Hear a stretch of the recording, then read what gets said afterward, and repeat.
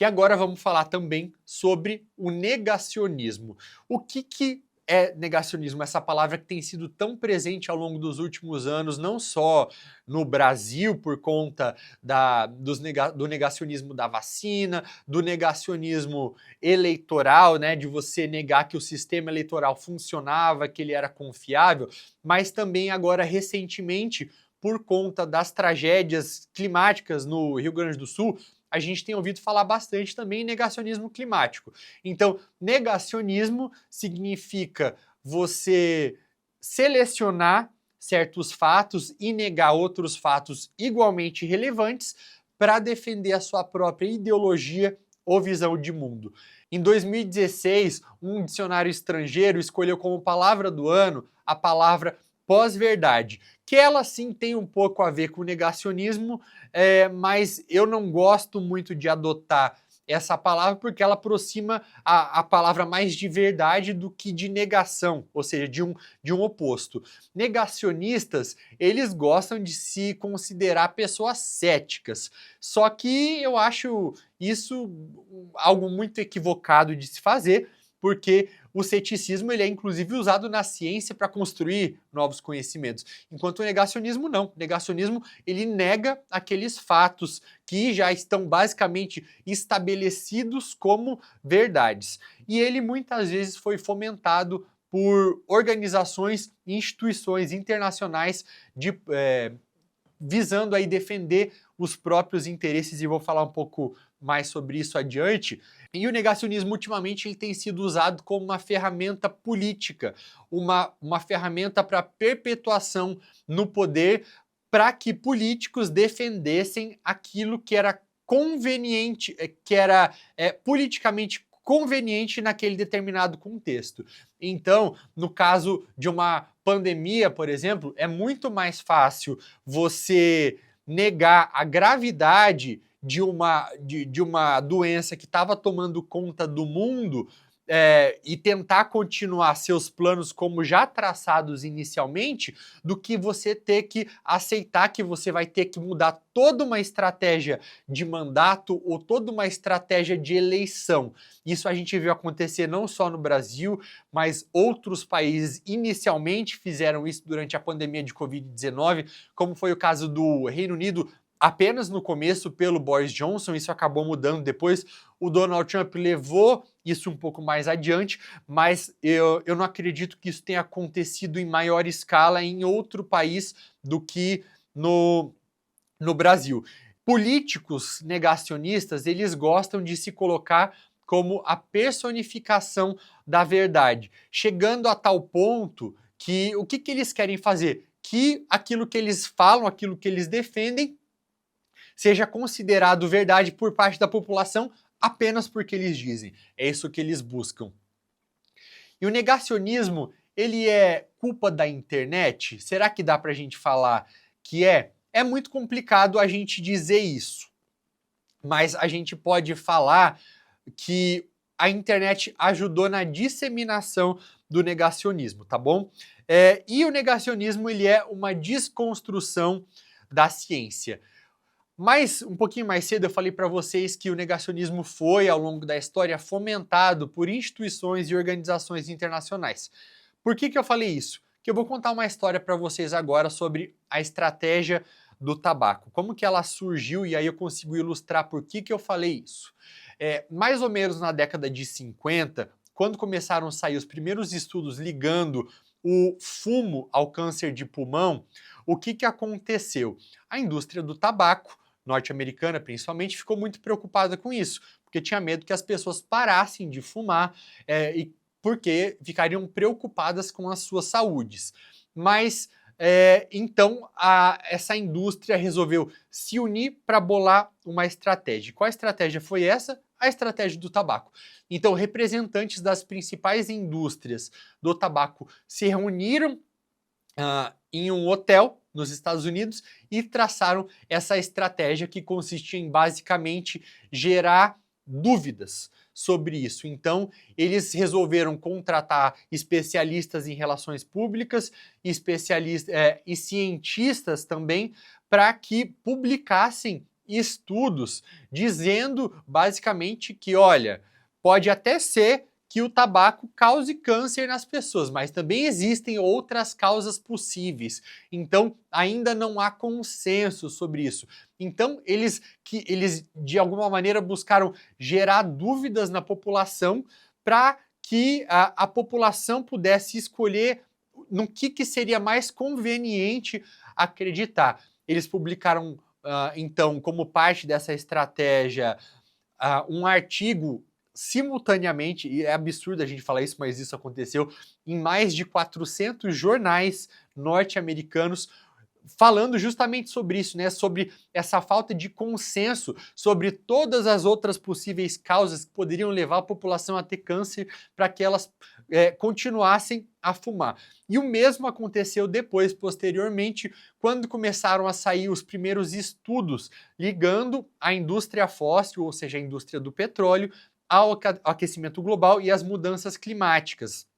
Inclusive, algumas das pessoas envolvidas nessas duas estratégias, né, na estratégia do tabaco e da indústria fóssil, eram as mesmas pessoas, que era o Frederick Seitz e o Frederick Singer, que eram dois físicos que usaram das suas credenciais de cientistas para ajudar a bolar essas duas estratégias. Então, no que consistia essa estratégia de você levantar dúvidas sobre dados, sobre questões nas quais havia consenso científico? Eles chamavam esses assuntos de controverso, então levavam mais esses debates mais para um lado político do que científico, até mesmo porque os dados científicos dificilmente eles poderiam ser contestados. E no caso especificamente desses dois cientistas que eu mencionei, o Frederick Seitz e o Frederick Singer, por que eles fizeram parte, por que eles se submeteram a fazer parte dessas duas estratégias? Tanto na estratégia do tabaco quanto na estratégia da indústria fóssil, né? Que só para ilustrar de uma maneira um pouco melhor de como que elas aconteciam, era o seguinte: eles contratavam especialistas de relações públicas para participarem também, além daquelas publicações que eram feitas nos jornais, mas na mídia. Então, quando você pegava lá aqueles programas de televisão de debate, que você colocava de um lado uma pessoa falando que as mudanças climáticas existiam e do outro lado você colocava que não, quem que eram essas duas pessoas que falavam? Uma delas era muitas vezes um cientista que dedicou toda a vida profissional, a vida acadêmica, a estudar e entender as mudanças climáticas, e do outro lado, quem que falava? Um especialista em relações públicas contratado para falar sobre aquilo. E a grande dificuldade, ou o grande problema disso, é que para o espectador, para a pessoa que está em casa, a impressão que dá, né, já que a pessoa é leiga, é que essas duas pessoas têm a mesma credibilidade, só que elas não têm. Uma estuda aquilo, entende a fundo todas os mínimos detalhes daquela área, e o outro está sendo pago para falar aquilo. Isso aconteceu na estratégia do tabaco, isso aconteceu no debate sobre mudanças climáticas. Então, é uma maneira muito desonesta de você tentar passar para a população a ideia de que pessoas diferentes têm a mesma credibilidade ou credenciais equivalentes, quando isso não é verdade. Por que esses dois caras, esses dois cientistas participaram, se submeteram a isso? Porque eles vamos entender um contexto aí de Guerra Fria que acontecia nos Estados Unidos. Então, uma guerra ideológica de Estados Unidos contra União Soviética. Eles eram contra a regulamentação estatal. Eles achavam que o governo não deveria se meter em assuntos tanto do setor privado quanto da indústria, da vida privada das pessoas.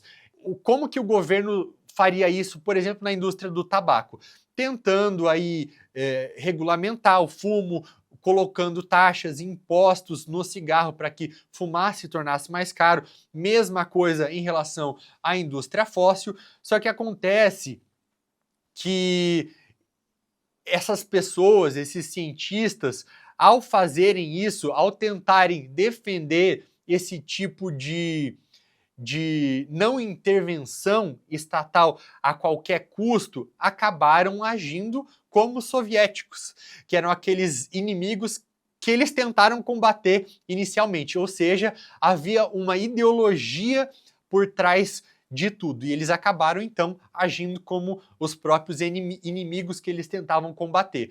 Quando a gente olha também para todo esse conceito de negacionismo, uma frustração que surge bastante, principalmente em relação àquelas pessoas que preferem acreditar na própria ciência, está no fato de não entender como alguém consegue acreditar em negacionistas ou em teorias da conspiração. Por que as pessoas acreditam no negacionismo? Eu sei que é muito frustrante, principalmente para quem defende a ciência, quem defende a verdade, quem acredita que, por exemplo, as vacinas funcionam, que elas são seguras, né, já que elas aumentaram a expectativa de vida do ser humano de 30 anos para, dependendo do país, 90, 100 anos. As pessoas sofrem de vieses cognitivos. Então eu vou explicar bem o que é isso. Todos nós hoje pensamos, nós somos resultado de muitos fatores. Então, das interações que nós tivemos com outras pessoas ao longo da vida, da nossa formação, dos estudos que nós adquirimos, e nós também sofremos aí de alguns vieses cognitivos que são como se fossem lentes que nos impedem de enxergar o mundo como ele é. Ou seja, nós enxergamos o mundo de maneira distorcida em diferentes intensidades.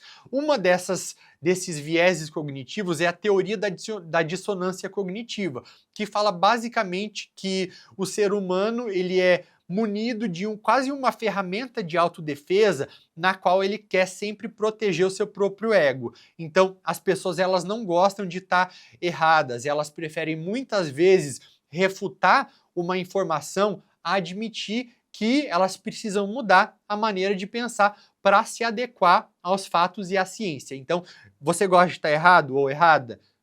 Provavelmente não. Eu também não gosto. Mas muitas vezes nós temos que assumir que sim, ter a humildade de assumir que sim e mudar a maneira de pensar.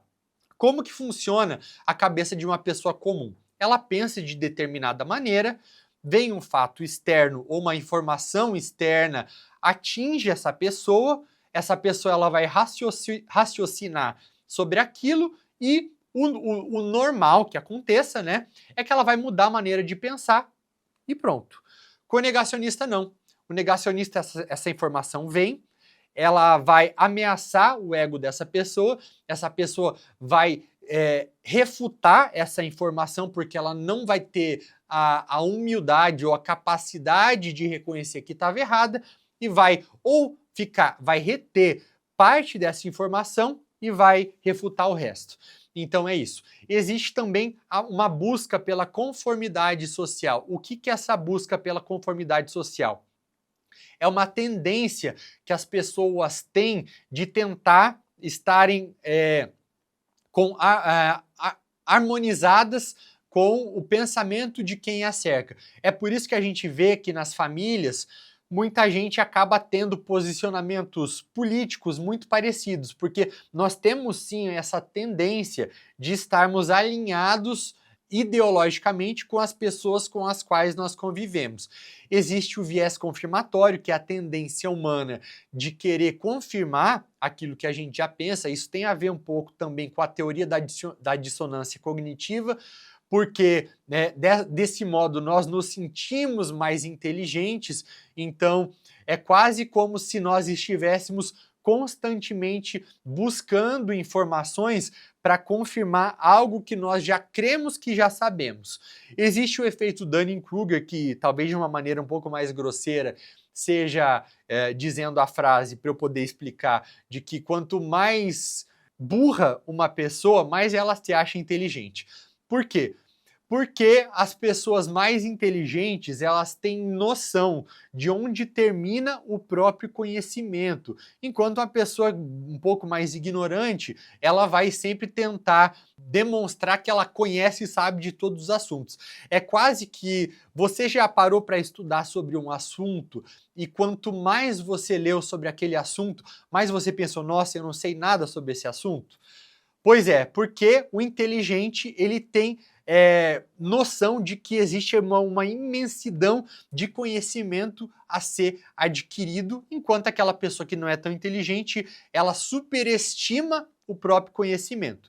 E por último, existe também o efeito da repetição, que é já uma ferramenta conhecida há muito tempo, era usada inclusive aí com uma forma de manipulação pelo Joseph Goebbels, que era o ministro de propaganda do Hitler, que é você repete uma informação incansavelmente até que em determinado momento essa informação vai ser quase considerada uma verdade. Então, todos esses aspectos psicológicos, eles nos ajudam a entender como o negacionismo ele consegue ser uma ferramenta de manipulação e ser propagado na sociedade. E para ajudar a impulsionar o negacionismo, existem também as teorias da conspiração, que, ao contrário do que muitas pessoas pensam, elas não são aquelas forças engenhosas e malévolas que querem, de alguma maneira, deturpar ou sabotar algo, ou uma instituição, ou alguma pessoa. Não. Essas teorias, elas precisam, inclusive,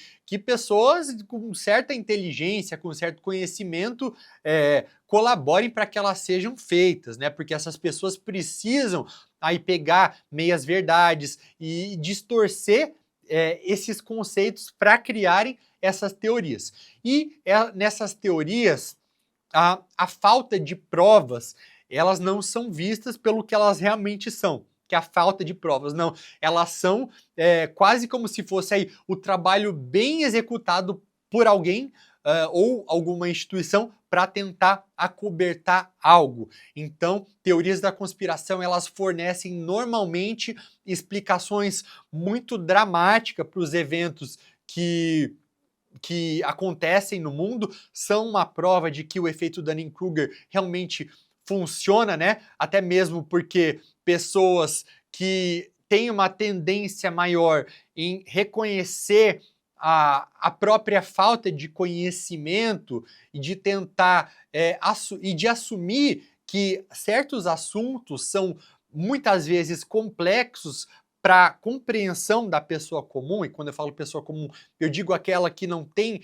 credenciais científicas, e teorias da conspiração, elas têm uma probabilidade de serem mais bem aceitas em sociedades que passam por traumas coletivos. Então, crises econômicas, ou desastres naturais, ou até mesmo, como foi o caso da pandemia, no qual nós vimos muitas teorias sobre a confiabilidade das vacinas serem disseminadas. Agora, sobre o papel da mídia na disseminação do negacionismo. Nós podemos dizer que a mídia foi culpada pela disseminação do negacionismo?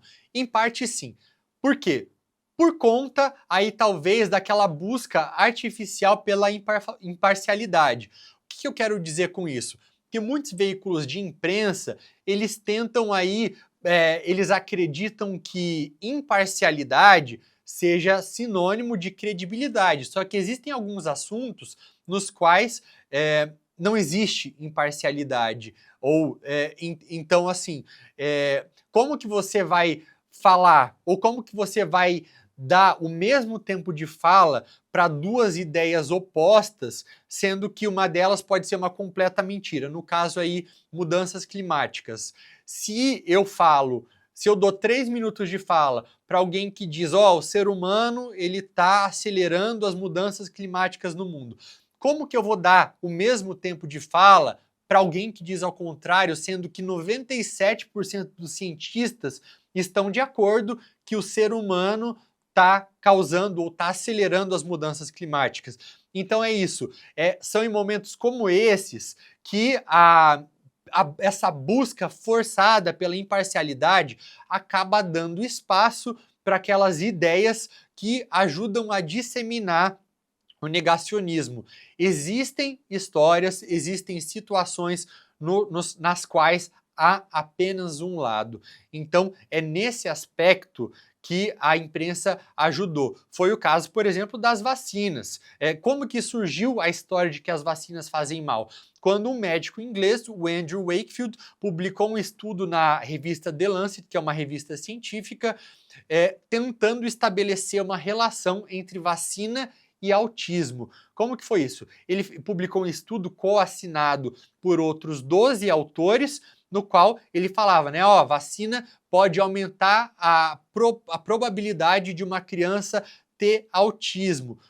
Esse estudo ele foi divulgado pela imprensa, gerou diversos desses debates de tela dividida. Então, de um lado, um cientista falando, ó, a vacina causa autismo, do outro lado falando que não, e meio que deixando ali para o telespectador decidir no que ele queria acreditar. Quase como se as credenciais das duas pessoas também tivessem a mesma credibilidade. E o que aconteceu? Essa teoria passou a ser propagada ao longo do tempo e depois ficou comprovado que esse estudo era fraudulento. Só que aí já era tarde demais. Muitas pessoas já estavam acreditando nisso. Esse médico, inclusive, ele perdeu as suas credenciais para exercer a medicina no Reino Unido. Outros autores que fizeram parte desse estudo retiraram seus nomes desse estudo, porém o estrago já estava feito. Então é isso, essa busca imparcial pela credibilidade ou pela imparcialidade que faz com que essas teorias da conspiração, que esse negacionismo seja difundido. Outro fator que ajudou a disseminar o negacionismo foi a internet, que pode ser considerada como uma mídia tradicional, só que com anabolizante, né? Então, on steroids, porque as pessoas, por mais que a internet tenha sido positiva em diversos aspectos, então aí ajudando, por exemplo, a mobilizar países árabes na Primavera Árabe para que a população fosse às ruas para pedir democracia, pedir eleições diretas, como aconteceu na Tunísia, como aconteceu no Egito, por mais que isso não tenha durado por muito tempo, mas a internet tem sim esse aspecto das pessoas poderem buscar o conhecimento, poderem buscar mobilização, mas por outro lado, ela serve aí para as pessoas também escolherem qual tipo de informação elas vão consumir, e informação que agrada ao seu ego. Então, eu não vou ler ou não vou procurar ler nada que vai me causar um desconforto psicológico, um desconforto intelectual, ou para eu me sentir mais estúpido, ou para eu me sentir ignorante. Eu vou apenas consumir aquele tipo de informação que vai agradar meu ego, para eu me sentir inteligente. Então, a internet ela tem sim sido um fator bastante importante nesse aspecto. 67% dos brasileiros, de acordo com o Reuters Digital News Report, que é o relatório que é feito todos os anos, 67% dos brasileiros têm as redes sociais como principal meio de informação. E isso é muito preocupante, porque você ter a internet como principal meio de informação não é a mesma coisa do que você ter as redes sociais. Por quê? Internet aí, tradicionalmente como meio de informação, é você olhar sites de notícias, da grande mídia que é confiável, que passa por checagem também, né? Apesar de imperfeita, por conta disso tudo que eu falei, por conta dessa busca imparcial, essa busca artificial pela imparcialidade, mas as redes sociais já não. As redes sociais é pessoas ali postando aquilo que elas acreditam. Então é o seguinte, eu tenho uma tia-avó que mora no interior, que eu sigo na minha página do Facebook ou no meu Instagram, e ela vai postar a opinião dela lá. Do mesmo jeito que eu posso seguir um ministro ou um acadêmico ou um diplomata nessa mesma rede social. O que vai acontecer na prática? Os dois vão emitir uma opinião, só que a diferença é que um deles vai ter uma credencial, né, uma formação, uma experiência profissional para falar sobre determinado assunto, e o outro não. O outro vai falar da sua própria cabeça. E, gente, eu não estou nem um momento falando que as pessoas não têm o direito ou a liberdade de emitir suas próprias opiniões. O que eu quero dizer é que hoje, por conta das redes sociais, visualmente falando, a maneira como graficamente elas são compostas, a impressão que dá para quem consome esses conteúdos, essas postagens, é quase como se pessoas diferentes, minha tia-avó do interior e um cientista com pós-doutorado, tivessem a mesma credibilidade. Isso porque, graficamente, a postagem vai estar parecida. Quando não, alguns anos atrás, essas informações de especialistas vinham por meio da grande imprensa ou de revistas nas quais a minha tia-avó não tinha a possibilidade de publicar a sua opinião. Então, isso ajuda a confundir bastante a diferença de credibilidade e confundir bastante aí os conceitos de fato e opinião. Então, as redes sociais hoje, elas são usadas como câmaras de eco, né, como se fosse um oráculo eletrônico na qual a pessoa vai buscar aquilo que ela quer, a resposta que ela já esperava, e não buscar aprender com aquilo. A internet, ela possibilitou bastante a disseminação das fake news, que na minha visão não deveriam ser traduzidas como notícias falsas, mas sim como notícias deliberadamente falsas, ou seja, notícias intencionalmente falsas, porque elas têm esse objetivo. Fake news, essa expressão se tornou também uma ferramenta política, então, com políticos populistas principalmente dizendo que é fake news, né? Essa frase é fake news para toda frase que é politicamente inconveniente. E hoje isso acontece em um momento no qual número de seguidores é sinônimo de credibilidade. Um dos fatores que tem ajudado a impulsionar o negacionismo também são as ideologias. E o que são ideologias? Uma ideologia é a soma de crenças que determina o comportamento ou visão de mundo das pessoas. Então, por conta de ideologias, por conta dessas visões de mundo que as pessoas adotam, é que a gente observa algo absurdo, na minha visão, que são leigos debatendo com especialistas. É mais ou menos quando uma pessoa vai até o médico e sai muito frustrada da consulta porque o médico não receitou aquele remédio que a pessoa achava que deveria tomar. Então a vitória ideológica favorece o negacionismo. Nós devemos primeiro esperar que a informação venha até nós para depois crer em algo, e não crer em algo e depois ter acesso aí a essa informação. Então, a ideologia era, por exemplo, o que estava por trás daquela estratégia do tabaco que eu falei. Agora, as consequências do que acontece. Por que eu falei tanto de populismo? Por que eu falei tanto de negacionismo?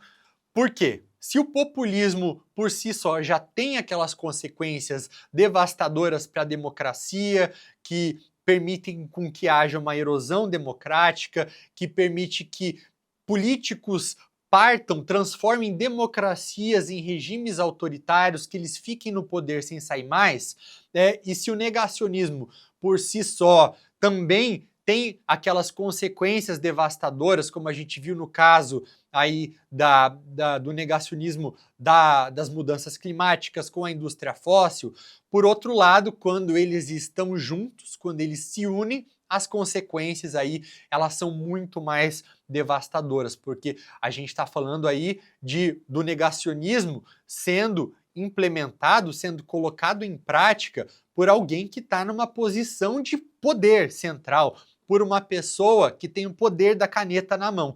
Então, existem aí consequências para 3 frentes principais, que são frentes que são essenciais para a nossa sobrevivência. Então, eu divido essas três frentes para o meio ambiente, que são, aí a gente precisa de um meio ambiente saudável para vivermos, né? Então, com ar puro, com temperaturas razoáveis, ou até mesmo sem aqueles desastres naturais como as chuvas excessivas que causam enchentes e inundações. Nós precisamos de um meio ambiente, nós precisamos de um sistema de organização social que acontece por meio da política. Então, quando o negacionismo acontece por meio de você atacar sistemas eleitorais, é uma maneira do negacionismo e o populismo se unirem.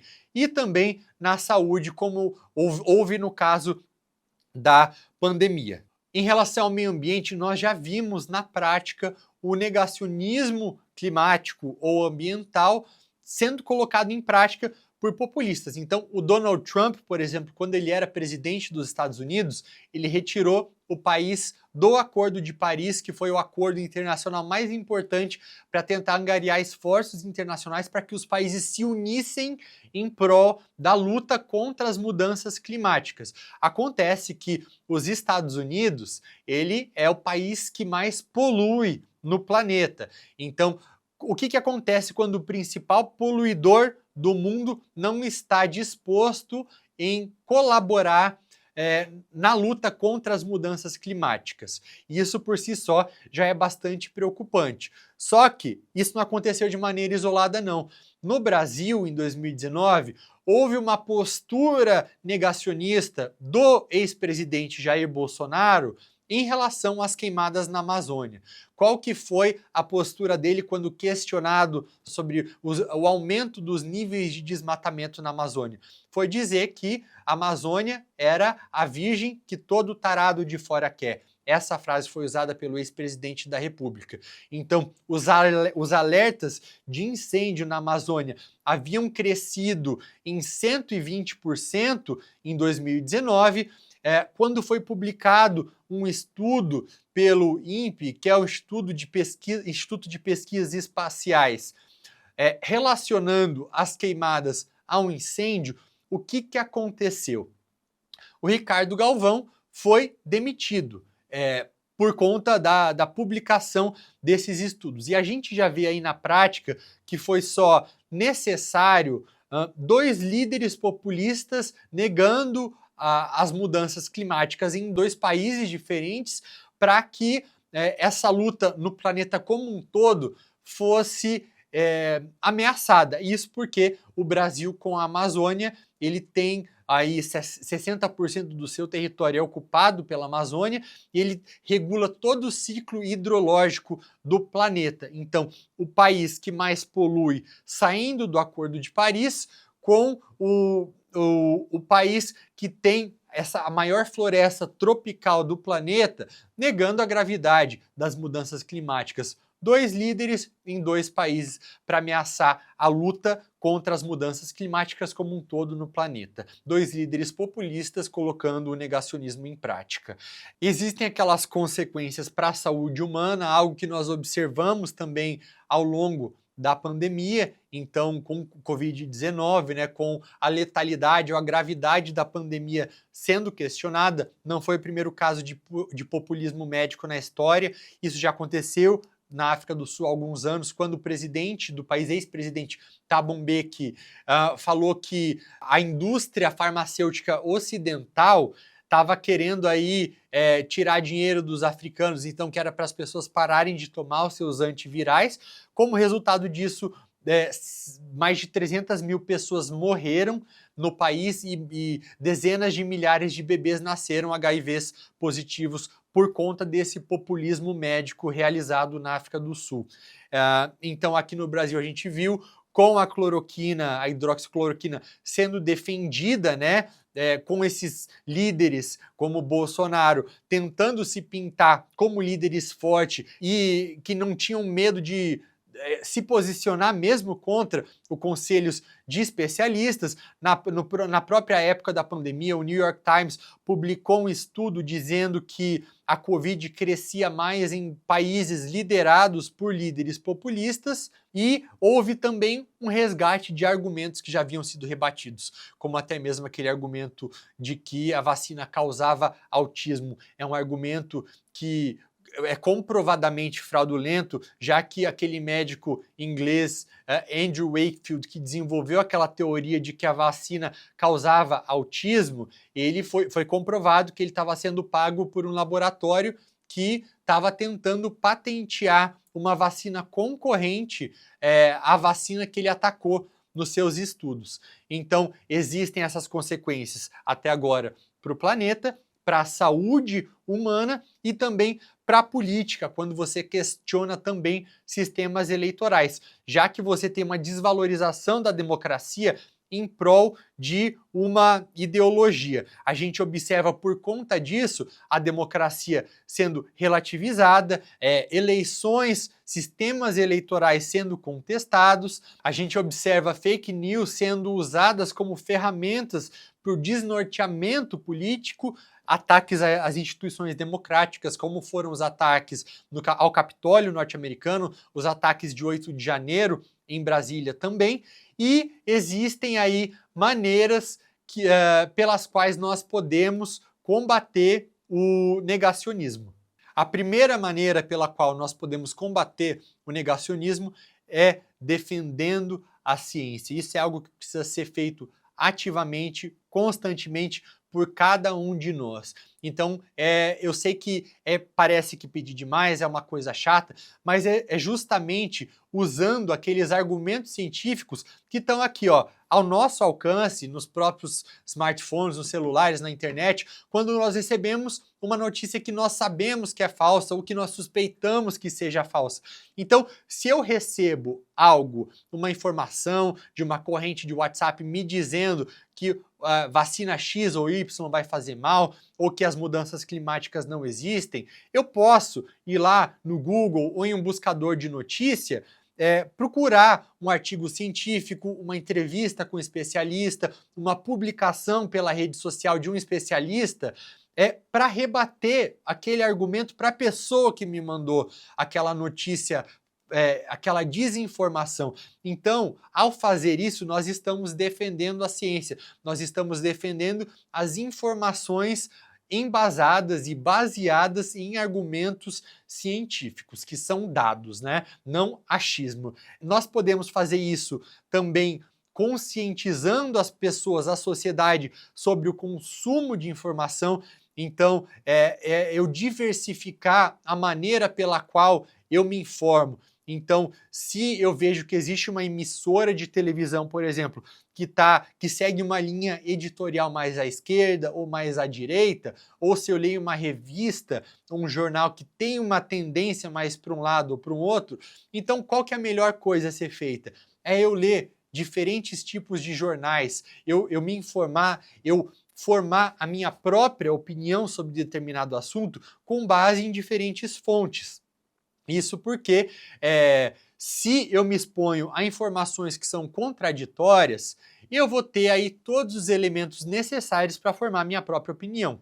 Usando a verdade como arma também é algo fundamental, tem a ver também com defender a ciência, mas eu digo que usar a verdade como arma é algo que todos nós poderíamos fazer justamente aí encaminhando esses estudos, esses links, porque eles são estudos, principalmente, eles são baseados em fato, em evidências, e não em ideologia e achismo. Então, isso é algo que nós sim temos a capacidade de fazer, é mais simples do que a gente imagina, poder fazer uma pesquisa rápida e rebater um argumento fraudulento baseado em ideologia apenas, para que ele não seja disseminado e passado adiante.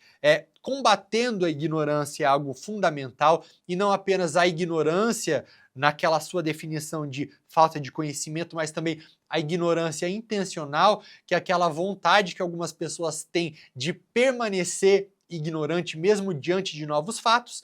E talvez, por último, a maneira mais eficiente de combater o negacionismo seja sendo humildes. Por que que eu falo que essa é a principal de todas? Porque humildade, gente, isso é muito importante ao reconhecer que nós não somos donos da verdade, que nós podemos nos equivocar, que eu posso ter votado em determinado político há um tempo atrás, mas que eu posso ter me equivocado em relação a esse político, ou que ele hoje não é mais aquela pessoa que ele demonstrou ser há algum tempo, ou que se eu tinha uma opinião determinada sobre vacinas, sobre mudanças climáticas, ou até mesmo sobre um sistema eleitoral, diante de novos fatos, diante de novos aprendizados, eu mudei de ideia. Então, é a gente deixar de lado o nosso próprio ego, né? Aquela teoria da dissonância cognitiva, eu tentar me proteger constantemente de eu me achar inteligente, é você deixar isso de lado e ter humildade em reconhecer que nós podemos sim mudar de ideia, que não há nenhum problema nisso, que nós não somos os donos da verdade e que a mudança de opinião e de visão de mundo, ela representa, acima de tudo, um desenvolvimento intelectual, uma busca constante pela verdade que vai fazer com que a gente cresça não somente intelectualmente, mas também como pessoas. Então, juntando aí essas 5 maneiras, a gente consegue combater aos poucos um negacionismo e viver em um mundo no qual a ciência vai estar protegida, o planeta vai estar protegido e a nossa organização social, ou seja, a democracia, vai estar protegida também. Espero que tenham gostado. Se tiverem qualquer dúvida em relação a esses temas, vocês podem me encontrar também nas redes sociais com @urianfancelli. Muito obrigado pela sua atenção e pelo seu tempo. E até mais.